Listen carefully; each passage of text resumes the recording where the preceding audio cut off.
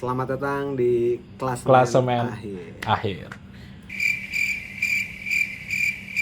Kok yang satu diem aja ya? Tahun Ya paham lah bro, tim favorit gue lagi di bawah nih. Jadi ini namanya terlalu personal buat gue. Klasemen akhir. mentang-mentang di akhir ya. Oke lah. Ya.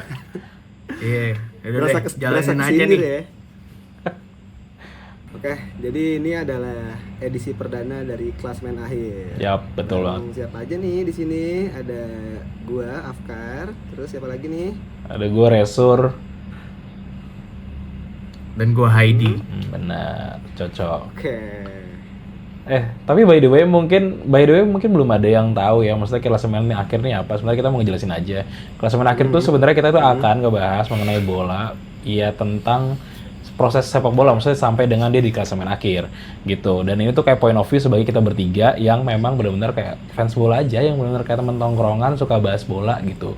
Jadi ya ini perspektif kita, kalau kalian mau komentar juga boleh banget. Jadi kita terbuka banget emang untuk forum diskusi aja sih gitu. Dan ini tuh kayak point of view kita bertiga untuk ngebahas di tema hari ini tuh kita akan ngebahas apa, Boy? Jadi gua tuh belakangan ya minggu-minggu belakang lah rame banget nih dari Liga Inggris. Yap. Terutama meriam London alias Arsenal yang gimana ya, yang kemarin-kemarin tuh udah optimis banget mau juara nih. Betul. Gue sebagai jujur Sebagai fans Gunners. Arsenal sih, fans Arsenal. Ya dibilang karbit nggak juga sih, tapi emang gue suka Arsenal gitu. Jadi kayak gue pengen bahas ini nih sama lu pada nih. Gimana nih di Sur? Oke, di sini kalau ngomongin Arsenal sama City, gue lihat untuk saat ini kenapa Arsenal ada di peringkat 1 karena City ada tabungan 1 match. Jadi match advantage lebih banyak Yes. City sebenarnya. Nah kalau lu gimana Sur? Menurut lu Sur, apakah kans Arsenal buat juara itu emang masih terbuka lebar atau justru sekarang malah mengecil nih peluangnya nih? Ya, sebenarnya tuh kalau kita lihat dari akhir-akhir ya, sebenarnya tuh City selalu jadi monster di akhir musim. Kalau dilihat di beberapa Yes, kali, betul. di beberapa kali ini ya, di beberapa kali tahun gitu ya, di beberapa kali tahun dia bermain gitu di tangan Pep Guardiola tuh sebenarnya kayak City tuh selalu jadi monster di akhir-akhir. Jadi kadang tuh kita selalu trust isu banget kayak di awal musim, udahlah City kayaknya tidak akan juara dengan tiba-tiba Haaland tidak produktif misalnya, terus lini tengahnya City tiba-tiba mandek, terus mereka juga kebanyakan tidak bisa berhasil ya maksudnya konversi peluang mereka gitu, kebanyakan buang-buang peluang. Tapi ya itulah City gitu, maksudnya mentality tangan Pep Guardiola itu menurut gue itu tuh hebat banget gitu, saking hebatnya tuh ya memang mereka benar-benar bisa jadi monster di akhir musim gitu. Nah permasalahan Arsenal dari tahun ke tahun adalah inkonsistensi tuh, mereka justru malah melempem di akhir musim.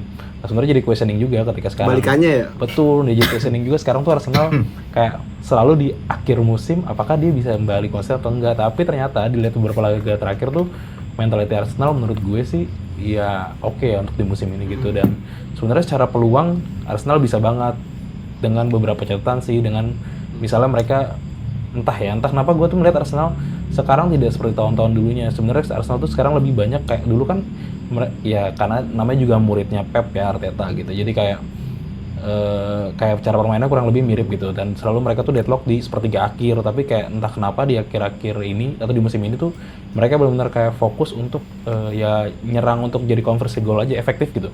Menurut gue efektif, terlepas dari sebutannya Melalui corner melalui itu. corner.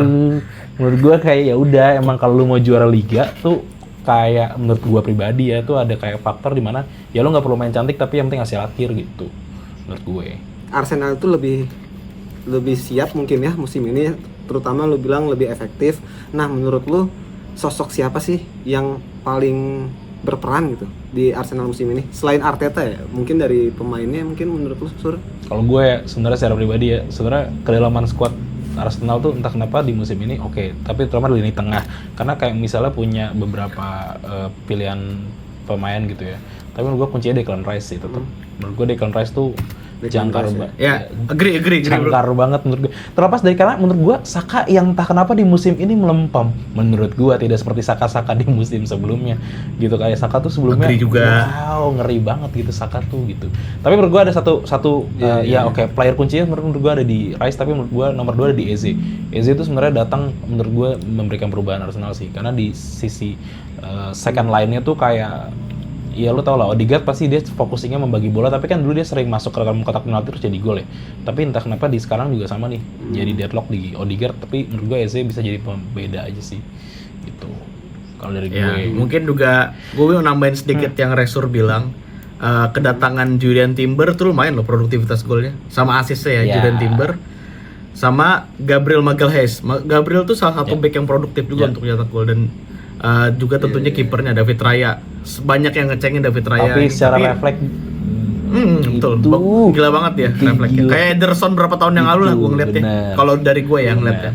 Tapi kayak kita lihat di beberapa tim Premier League sebenarnya kiper tuh lumayan jadi kunci ya. Maksudnya kayak kunci banget buat di Premier League, kayak misalnya ya banyak tim yang akhirnya mendatangkan kiper memang ternyata di Liga Inggris tuh sangat penting banget seorang sosok kiper yang memang ternyata nggak sekadar bisa build up, tapi kayak sisi memang kayak kiper murni aja yang refleksnya bagus gitu, yang terus yang handlingnya bagus, betul kayak gitu-gitu sih menurut gue.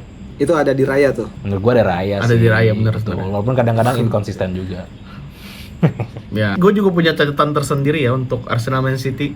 Balik ke omongan kita di awal.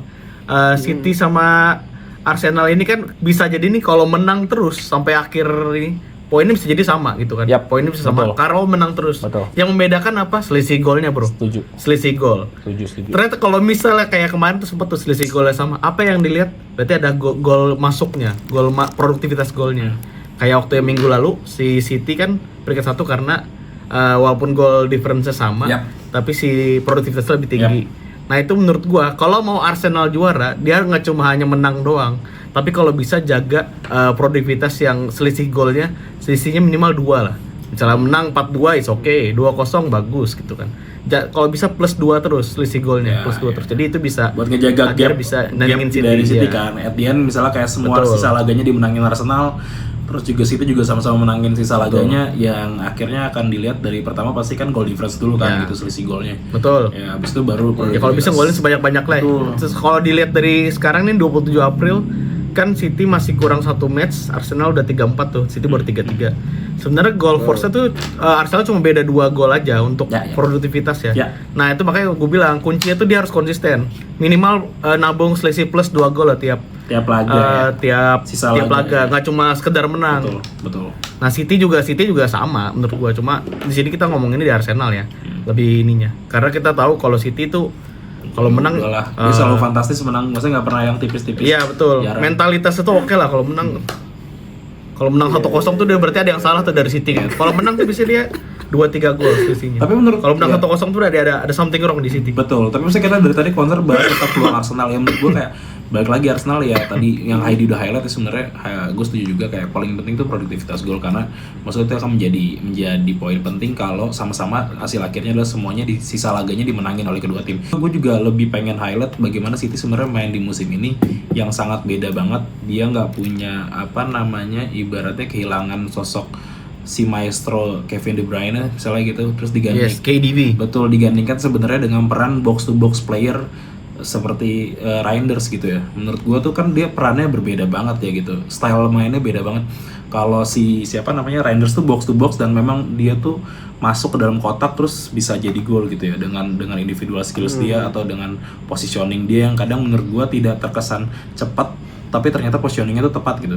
Karena kan Reinders tuh bukan tipikal pemain gelandang yang cepat ya. Misalnya kalau kita lihat misalnya di City punya Bernardo Silva misalnya, terus punya Cherki. Nah, tapi menurut gue tadi gue nyebut nama Cherki adalah kehilangan magisnya De Bruyne.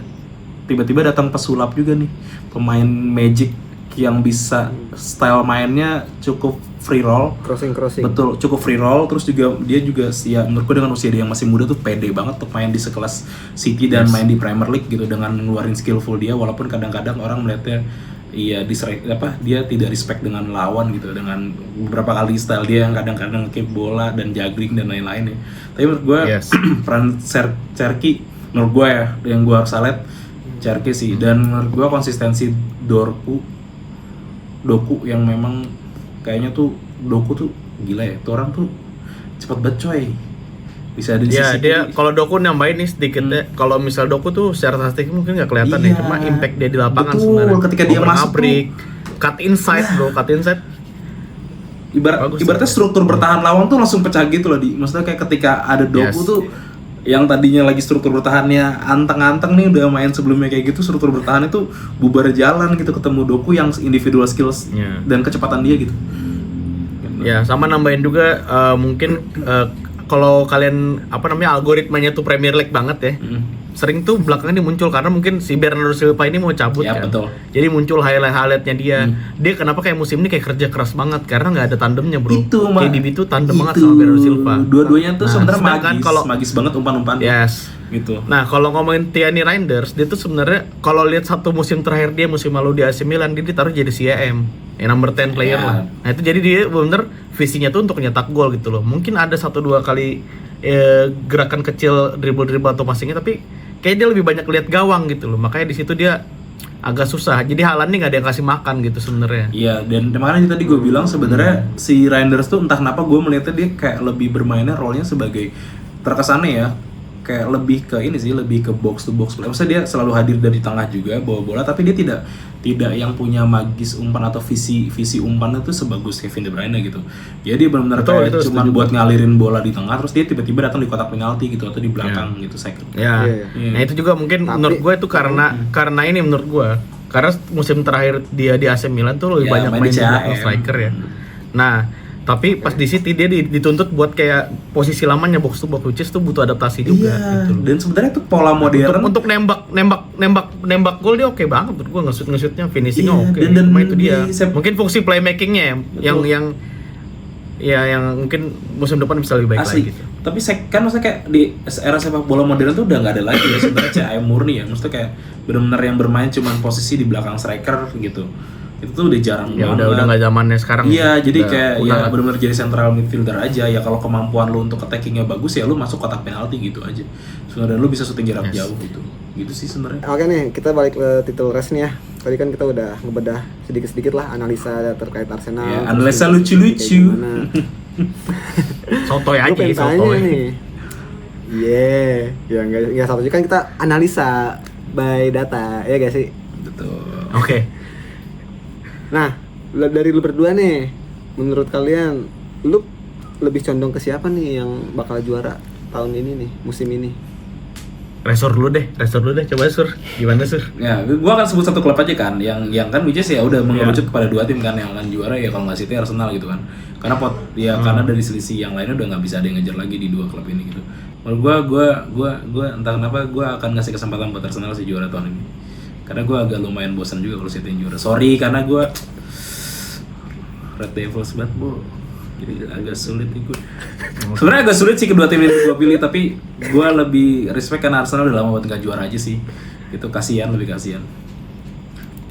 Kasihan anjir. Tapi menurut gue di musim ini tuh entah kenapa, karena ya balik lagi City selalu datang di akhir musim sebagai monster gitu. Terus kayak Arsenal yang dari awal ya dengan naik turunnya dia, tapi menurut gue tuh Arsenal cukup konsisten untuk ngejar gelar juara gitu dari awal musim dengan cara mainnya mereka. Jadi gue akan lebih respect kalau Arsenal yang juara tahun ini sih, dengan segala proses dia bertahun-tahun yang selalu number 2 gitu, klasemen gitu.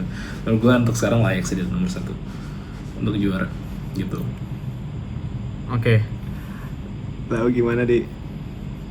Dari gue nih. Aduh, nih mau yang secara personal apa realistis aja Ya, nih? realistis aja di realistis. Gue realistis dulu. Gue kayak kalau realistis Gua bisa kalau- nebak dah. Kalau ngomongin sekarang tuh masih ini banget ya, masih 50-50 lah menurut Ya. gua. Cuma gue coba iniin lagi nih. Lawannya Arsenal tuh lumayan Lebih ringan apa ya? ya? Dan dia ya bisa dibilang lebih ringan karena dia ada ketemu Burnley sama Palace yang which is tuh kalau Burnley udah degradasi, Palace juga musim ini agak terseok-seok Yap. ya bawah. Terus kalau City, nah City itu ada satu lawan sulit menurut gue yang ya kuda hitam lah, ada Brentford, Bournemouth, Palace ya bisa lah kalau Palace. Sama yang terakhir dia nanti pertandingan terakhir banget lawan Aston Villa. Ya, Aston Villa lumayan loh bro, itu susah bro. tim sulit Lumayan banget sih. Ya. Di bawah Iya, Unai taktik Emery, banget, bagus Unai banget Emery tuh. tuh. Unai Emery bagus banget. Unai Emery taktikalnya menurut gua oke. Yes. Ini kesimpulannya kalau dari gua ngelihat trennya gua City guys. Sorry Kar.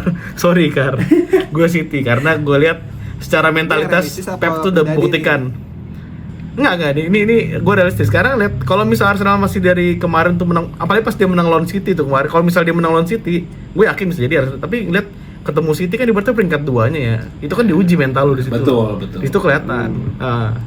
Tapi kalau gua karena sudah terbukti dari bertahun-tahun Pep itu bisa nyusul di akhir, nyalip-nyalip orang di akhir, gua City. Oke. Moga Arsenal bisa lah tonton depan. Kalau lu Boy, gue tahu sih jawabannya Tontonin akan City. Arsenal ya Boy. Kalau lu Boy sebenarnya jawabannya akan Arsenal, tapi ya udahlah, gue cuma pengen nanya aja nih formalitas biar yang nonton tahu lu jadi apa Boy. Iya, Arsenal yang pasti sih gue berharap banget kan ya dari musim-musim kemarin tuh jadi pendamping, jadi juara kedua terus, jadi runner up terus ya. Tapi Arsenal tuh setiap tahun kayak selalu punya chance untuk juara tapi selalu tertikung di akhir musim. Nah itu Boy, nih Boy, kalau ini buat sebenarnya gue ini biar lo realistis aja Boy ya. Terakhir Leicester juara peringkat 2 siapa? Arsenal. Jujur. Leicester degradasi peringkat 2 siapa? Arsenal juga. Semangat Afkar. Iya, makanya diceng-cenginnya kan cuman Arsenal mah jagain piala doang katanya. Betul. Tapi kita lihatlah akhir musim nanti. Ya, gimana.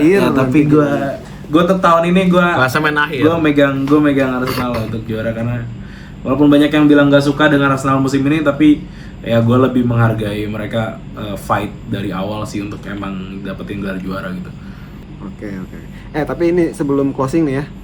Kita kan dari tadi ngomongin tentang City, Arsenal, gimana persaingan juaranya. Sebenarnya tim favorit kalian tuh apaan sih? Jadi Gua. Come on you Asik. Spurs. Ayam berdiri di atas bola guys. Come on you Spurs. Tottenham. Believe man. To there is to do. Come on you Spurs. Dari tahun berapa tuh? 2010 guys, jujur. Ceritanya gimana tuh?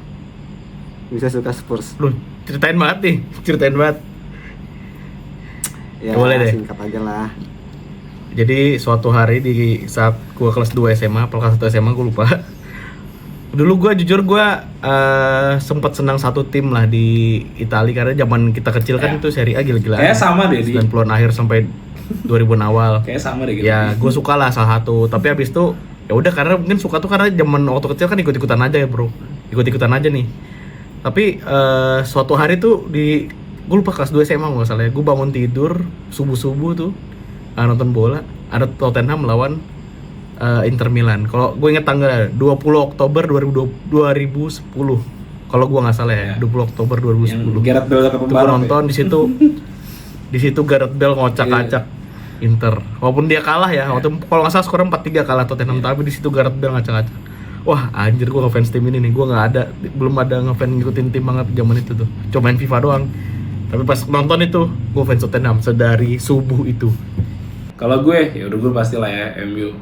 Gue MU banget, tapi kalau dibilang kenapa MU-nya, gue tuh kayaknya dulunya Kayak sedih banget kok bang, gue MU banget. Sedih banget sih untuk di beberapa musim ini ya. Tapi gue tetap MU bro, mau gimana pun. Tapi gue ngelihat, maksudnya kayak kenapa gue akhirnya suka MU tuh, pasti gue rasa tuh eranya sama di era kita tuh dulu pernah suka namanya AC Milan gitu.